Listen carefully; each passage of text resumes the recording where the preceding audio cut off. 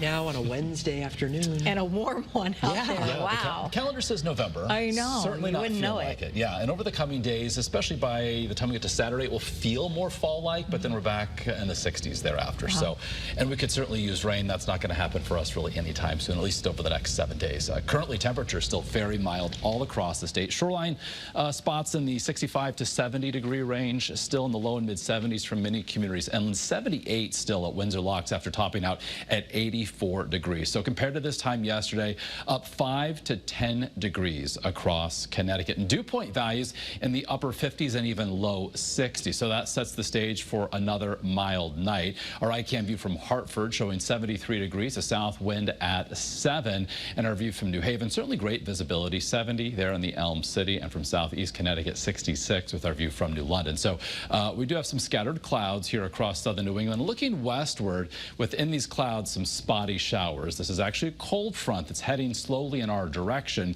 On the eastern side of that front, we've got temperatures still in the 70s to near 80. New York City at 80 degrees. On the other side of this front, we go from the 70s into the 60s. So that's some of the cooler air that's going to be working in our direction for tomorrow. So overnight tonight, low and mid 50s inland, mid 50s along the 95 corridor. Keep in mind our normal low for this time of year is in the mid 30s. Our average highs in the mid 50s. So tomorrow, while we are going to be trending relatively cooler, we remain above average. First alert futurecast, morning cloudiness with the passage of that front giving way to a clearer sky as the day progresses. So calling for increasing sunshine throughout the day tomorrow, and the wind shouldn't be as high as today, but it will become more northwesterly as the day moves forward. Highs tomorrow, upper 60s across the hills of northwest and northeast Connecticut, upper 60s, low 70s up and down the 91 corridor, 70 to 75 along the 95 corridor. So winds tomorrow for Friday, looking for them initially to be out of the southwest. Could get a little bit gusty as we end the week,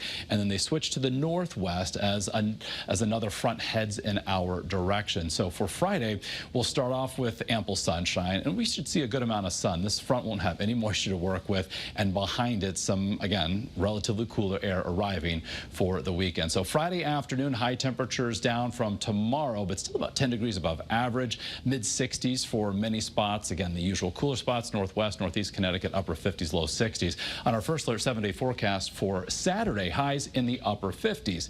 Still running several degrees above average for this time of year, but likely our coolest day of the next 7, and our overnight lows Saturday night going into the 30s. Sunday afternoon looking for increasing cloudiness, but a dry weekend. It's Sunday night into early Monday morning. We have the possibility still for some light rain.